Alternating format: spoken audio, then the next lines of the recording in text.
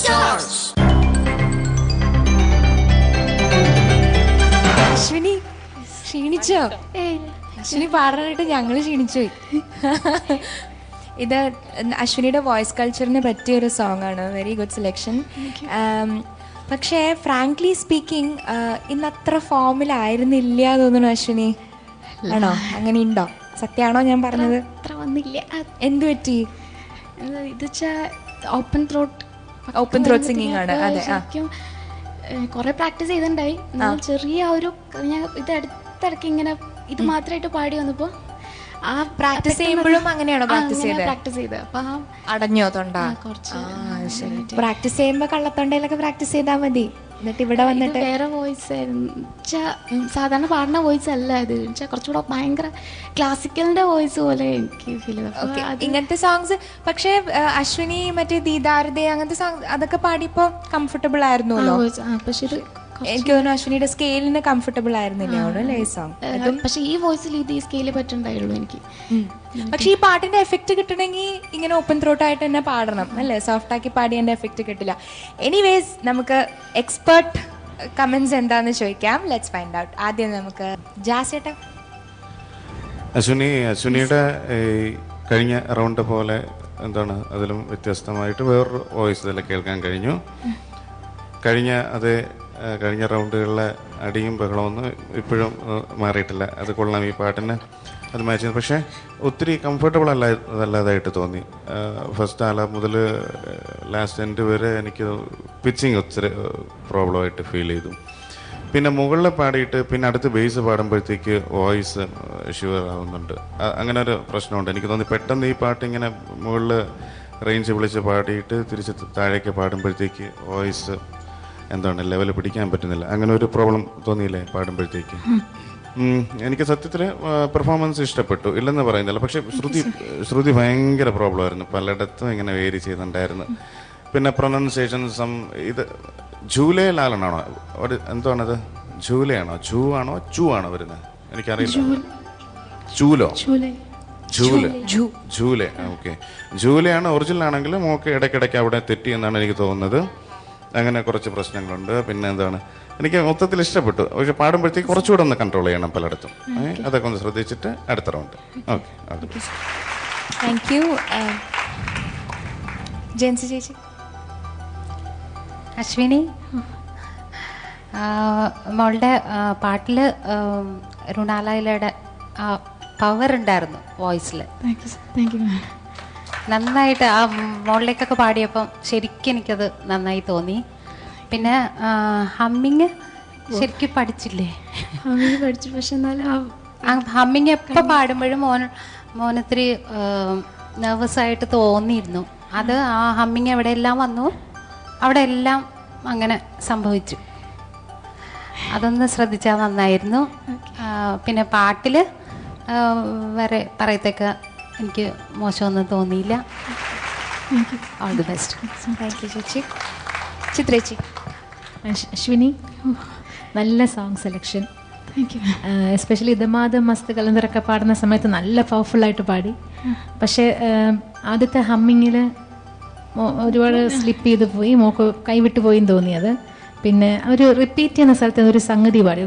പിന്നെ ഈ ഹമ്മിങ് കഴിഞ്ഞിട്ട് വേർഡ്സ് തുടങ്ങുന്നില്ലേ, അത് റിപ്പീറ്റ് വരുന്നില്ലേ? അതൊന്ന് പാട് കാണിക്കാമോ? ഫസ്റ്റ് ബിഗിനിങ് ഹമ്മിങ് കഴിഞ്ഞ ശേഷം വരുന്ന പോർഷൻ, അതിന് മുമ്പത്തെ പോർഷനാണ് ഞാനീ പറഞ്ഞത്.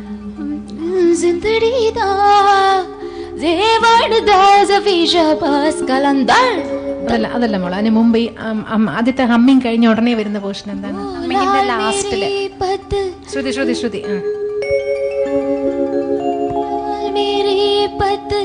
रखियो बला झूले लालन ओ लाल मेरी पत रखियो बला झूले लालन जिंदड़ी दा जेवण दा जवीजा पास कलंदर तमातम मस्त कलर. അന്ന് ദമാദ മസ്തക്കാലത്ത് തുടങ്ങിയ ശേഷമായിരിക്കും ആ സെക്കൻഡ് ഒരു സാധനം പാടിയത്. എന്താന്ന് മനസ്സിലാവും?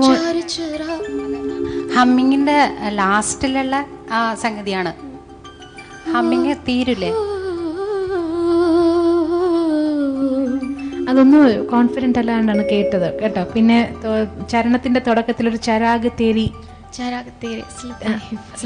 അവിടുത്തെ 2 ചരണത്തിലും അത് സെയിം പോർഷൻ, അതെന്താണെന്ന് മനസ്സിലായിട്ടില്ല. പാടി മോൾ എന്തോ പാടി, അതെന്താണെന്ന് നമുക്ക് മനസ്സിലായില്ല. ഒന്ന് ക്ലാരിഫൈ ചെയ്ത് പാടാൻ പറ്റുമോ?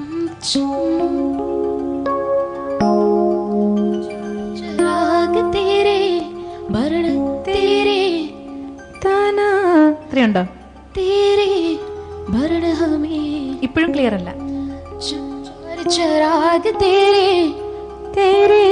അത്രയുണ്ടോ?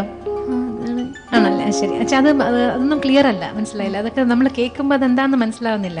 അത് ഉള്ളതാണോ അതോ ഇനി ഇംപ്രൂവൈസ് ചെയ്താണോ എന്താണെന്ന് എനിക്കൊരു പിടിയും കിട്ടിയില്ല അത്. പിന്നെ ശ്രുതി ഒരുപാട് സ്ഥലത്ത് പോയിട്ടുണ്ടായിരുന്നു ഈ സെക്കൻഡ് ചരണത്തിന്. അത് പിന്നെ വേറൊന്നും മോളിൽ നിന്ന് ശ്രദ്ധിക്കേണ്ട, മൈക്ക് ബാലൻസ് ചെയ്തത് പാടി തീരുന്നതിന് മുമ്പ് തന്നെ ഇങ്ങനെ അങ്ങ് മാറ്റുന്നുണ്ടായിരുന്നു. ചില വരികളുടെ എൻഡ് കേൾക്കുന്നതിന് മുമ്പ് അങ്ങ് മാറ്റി.